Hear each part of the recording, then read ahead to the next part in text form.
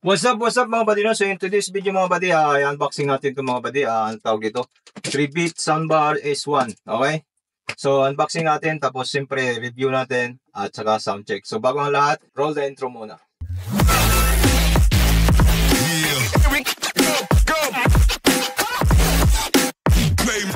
Okay buddy, so ito, buksan na natin mga buddy, no? Unboxing natin ito muna, okay?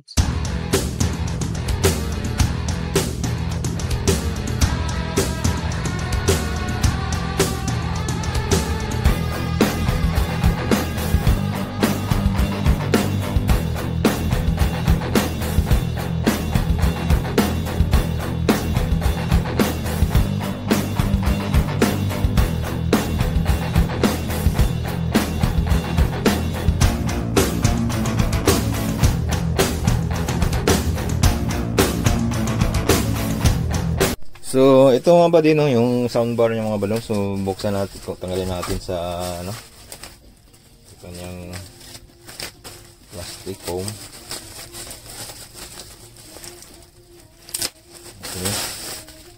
So ito mga buddy, no. Ayan. Ayan natin. So mabigat siya konti mga buddy, no. Okay naman siya mga buddy. Ayan. Okay, so matte black siya mga buddy, no? Matte black yung ano niya. So okay, so ito yung sa likod niya mga buddy, na HDMI, USB. Itong isa dito is sub out, yung subwoofer out. Ito naman yung AC cord, AC switch, no, outlet, yan, socket. Yan. Sub out, USB, audio in, tsaka HDMI. Yan yung nasa likod niya. Ito naman yung sa front niya mga buddy, na yan. Medyo mahaba siya hindi siya makita masyado sa video. Okay. So test natin suglit konti yan. Tapos ito naman yung ano niya, instruction manual. At tsaka instruction manual, tsaka remote control. Okay, so ito naman yung subwoofer. Buksan naman natin yung subwoofer mga buddy. Yan. So baba muna natin tong soundbar. So dito tayo mag-focus naman subwoofer. So yan, sinsya nyo ng video mga buddy, no? Ako lang mag-isa, madilim, wala tayong pundido yung isang ilaw natin. Okay, buksan na natin dito.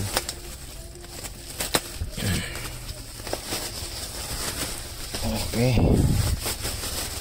Ayan.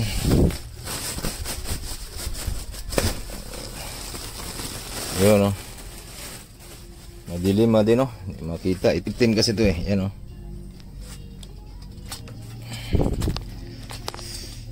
Yan. Subwoofer niya. Parang 6 ata to, 6.5 lang ata ang ano nito. Speaker, no. Subwoofer. Ito, tingnan natin kung ilang watts to. So nakalagay naman dun sa ano, no. Para ito pala yung front body, no. May 3 bits yung pangalan, no. Tapos ito dito yung sa likod niya, yung may speaker, no. Ito yung labasan ng ito dito. So okay, set up po natin to, tapos i-check, sound check natin mga buddy, no. Okay, so bago natin i-check mga buddy, sound check mga buddy, no, isa ano muna natin to, pag-usapan muna natin yung continuity nito, connection niya, no. Tapos yung display niya, yung appearance niya, no. So ito yung soundbar niya buddy, soundbar muna tayo, no. So ang haba nito buddy, simula dito hanggang dito is 82 cm, no. Tapos ito namang laki niya dito mga buddy is 6 cm. Mula dito hanggang dito 6 cm yan. Okay, so ang haba niya dito buddy, overall ng haba ng soundbar ng buddy ito hanggang sa dulo, hanggang doon is 82 cm. Okay, hanggang doon. So nasukat na natin 82 cm. Okay, so ang ano niya buddy, finish black siya mga buddy, no. Matte black pala, matte black ito, no. Okay, dito rin sa speaker niya cover, no, sa miss, yan. Okay, ganun din, no. So, yung connectivity nito mate is ito. Gaya ng sabi ko to, ito sa AC, no, sa outlet. Tapos ito yung sa input auxiliary na 3.5 jack ito. Yan, 3.5 jack yan siya mga buddy. Tawag dito sa auxiliary in, no? Tapos ito naman yung isa ito yung sa power supply, tapos ito yung subwoofer, no? Dito sa sub. Okay, so pasensya niyo na medyo madilim, no? Yan, itong subwoofer na yan. Kapunta yan sa subwoofer. So nandito yung subwoofer natin mga buddy. Hindi pa natin na pag-usapan natin mamaya kunti. Dito muna tayo, okay?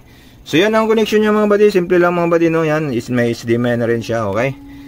So ito yung ano niya mga buddy, model niya, no? 2.1 surround. Napakaganda mga buddy, no? Yung ano niya, yung tawag ito, yung pagka-pintura niya, no? Napakalinis. Medyo mabigat na rin siya mga buddy, no? Overall. Bigat na rin siya. So dito natin nilagay yan. Titesting natin mamaya kunti yan. Testing muna natin. Ititesting natin ito sa ano mga buddy, yung tawag dito sa Ragatak na disco music na remix na para hindi tayo mag-copyright. Okay? Tapos pangalawang testing natin doon naman sa vocals, yung may mga vocals. Okay? So kunin natin yung subwoofer.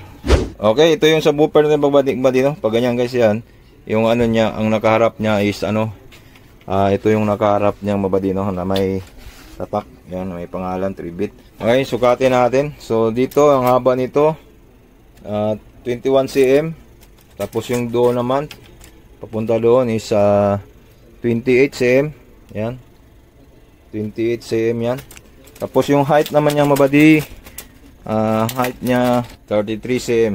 So yung height naman niya mabadi is 33 cm yan. 33 cm, no, ang height niya. Okay. So yung speaker naman mga buddy sa 6.5 ito. Yung speaker niya, yung subwoofer speaker niya, no. So okay na tayo lahat mga buddy. So i-testing na siguro natin, no. So okay naman siguro lahat. Comments lang kung anong hindi pa natin pag-usapan, no. Okay. Tapos yung control niya mga buddy, may control din siya dito mga buddy, yan, no. Power, volume plus, yan, minus, input, source, yan. So meron din siya dyan. At syempre may remote yan mga buddy, yan. Hindi ko na isa-isahin itong remote. Alam nyo naman to. At saka may user manual naman. Pwede nyo makita doon sa user manual, no? May battery na rin yan siya mga buddy. So i-testing natin yung mga buddy, no? So power on na natin. Okay, saksak na natin. Sana yung saksakan ito. Okay, power on na natin mga buddy.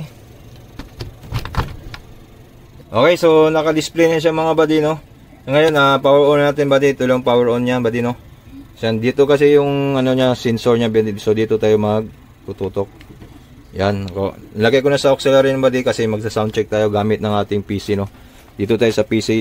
Sa Bluetooth, okay naman na Bluetooth. Na testing ko na rin yung Bluetooth. Kaso, isa lang yung cellphone natin pang gamit. Kaya hindi natin ma-test sa Bluetooth. So dito natin test sa ating PC. Okay, so lalagay natin, Ragatak muna tayo mga buddy, disco, para makita natin yung impact ng bass natin kung gaano kaganda, no? So pakisuot lang ng headset mga buddy para maganda yung ratings natin mga buddy, no? Para maano natin yung tunog talaga. Okay, so magsiselect lang tayo ng music mga buddy para makita natin, no? Okay, okay buddy, ready na tayo mga buddy, no? So pakisuot lang ng headset. Yung PC natin buddy is nasa 60% yung volume nya. Okay, so mag-control naman tayo dito. So mag-Ragatak muna tayo, disco remix pa. Tingnan natin yung bass mga buddy, no, kung ano sa tingin natin, sa tingin niyo yung bass, no. So ano muna natin tong bass nito buddy, lagay muna natin sa full bass. So 4 na bass yan, hanggang 4 yan na bass mga buddy, no. Yan, bass 4, taka yung tweeter 4 rin. Yan, tweeter 4. Yan lang siya mga buddy, hanggang 4 lang. Sa remote lang, dito lang naman yan, ito yung bass, ito yung tweeter, no. So, pull mo natin bass out sa Twitter mga buddy. Ito yung may equalizer niya buddy, 3D, music, news, and movie. So, sa music muna tayo buddy, sa 1, EQ1. EQ1 ang nasa music, okay? So, yan, ready na lahat mga buddy, no? So, testing na natin mga buddy dito sa ating Ragatak na music mga buddy, na para pakisuot lang ng headset mga buddy at magsimula na tayo, okay? Let's go!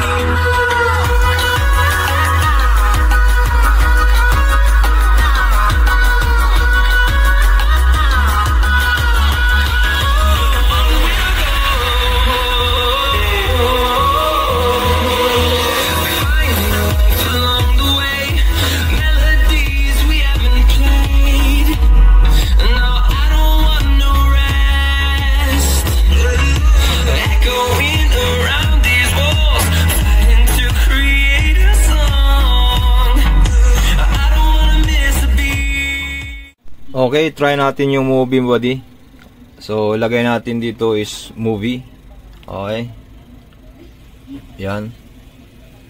EQ3 is movie yan buddy, no? Yung EQ3. Okay, let's go. So, movie naman tayo.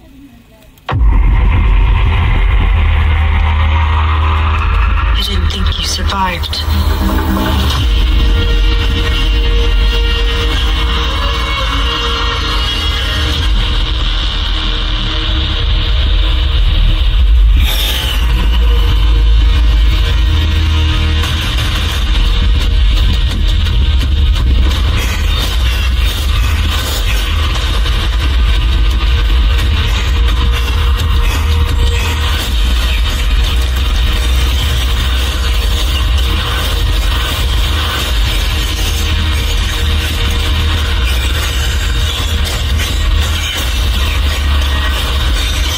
Hunting something that can't be killed.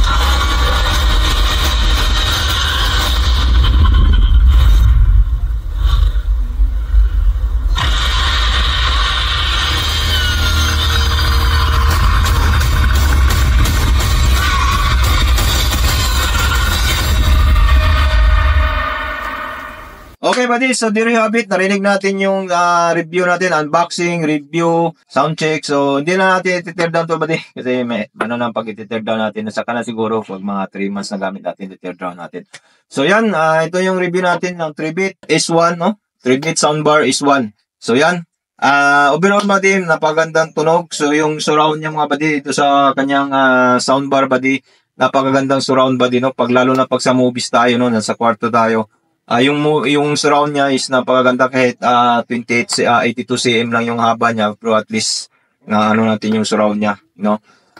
Yung bass naman, sa bass naman natin nakita natin yung impact, ang lakas ng ano niyan, buddy, no? Yung ano natin treble at bass, i-level na natin pag i-3 natin sa bass, i-3 natin sa treble. Depende na rin sa inyo, pero sa akin balance lang ang treble at saka bass. So yan, bali itong subwoofer nga pala buddy talaga to is talikod tong speaker niya. So in this video buddy, ginanon na natin yan para makita natin yung impact ng bass, no? Pero sa ano talaga yun natin buddy is ganito natin ilalagay yan, no? Sa wall. Kasi yung sa likod niya mga buddy is nasa wall yun mga buddy, no? Para pag yung hangin niya is i-impact dun sa wall. Sa wall natin ilagay yan, sa likod yan. So ganito ang design ng 3-bit. Nandito yung ano niya, front niya. Ito talagang front niya mga buddy. So yung tinitesting natin kanina, hindi talaga ano yun. Pero pinakita na natin yung speaker niya, no? Yung subwoofer speaker niya. So ganito talaga ang paglagay ng subwoofer niya. Dito sa likod yung speaker niya dahil doon sa wall sa impact ng sub niya sa speaker.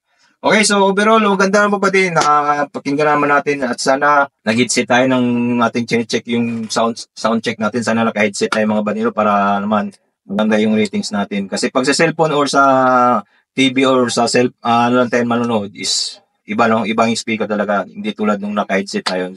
Narinig natin yung bass talaga at saka yung surround soundbar.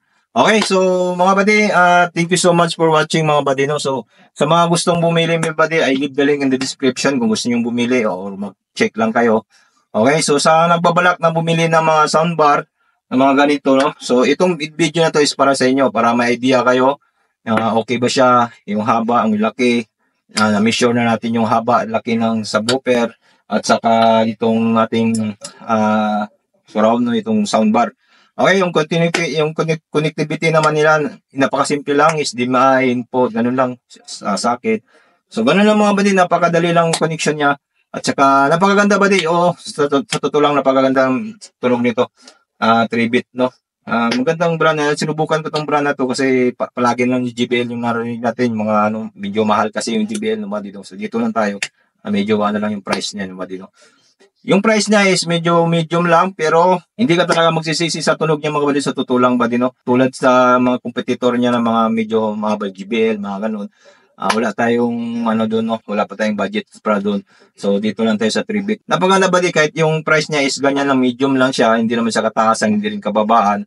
Nasa gitna lang yung price na, tamang-tama lang. Pero yung binibigay niyang sound sa inyo, yung satisfaction, no, is napakaganda. Yung surround niya buddy, no, na wala akong masabi buddy, nung narinig ko to nung una, mga ako, na-miss ako, no? Napakaganda yung surround niya, tapos yung bass niya, hindi masakit sa tinga, yung maganda yung pag-bass niya talaga, buddy. Yan. So, gusto nyo bumili, leave the link in the description para check nyo na, click nyo na yung description na yun, okay? So, into this video, yun lang muna natin yung review natin. Saka na muna yung tear down natin. Siguro mga 3 months or 5 months, no? Saka natin kasi bago pa. Okay, so kung may katanungan kayo, please comment lang sa baba, no? Pag hindi tayo busy, no? Okay, sa mga napadaanan, please subscribe for more video like this. So, ating mga video, mga batid, nag-review tayo, nag-sound check tayo, nagre-repair tayo, nagdi-DIY tayo, lahat, no? Electronics repair, nandyan, no? Sa hindi pa nakakalam, ang channel na to is more on unboxing, review, sound check, repair, DIY, no? So, mga amplifiers, yun, lahat ito. So, yan, thank you so much for watching, mga buddies. Nagbabalak na bumili, no? Yan, video na to para sa inyo. Nalaman natin yung mga texture niya, display niya, yung sukat ng bass, subwoofer, sukat ng soundbar, yun. Saka sound check na rin, narinig natin. So, overall, para sa akin, pasado. Maganda pa din, maganda to lang. Okay, so, thank you for watching. Please subscribe for more video like this. So, okay, thank you so much. God bless. Peace yo. Bye-bye.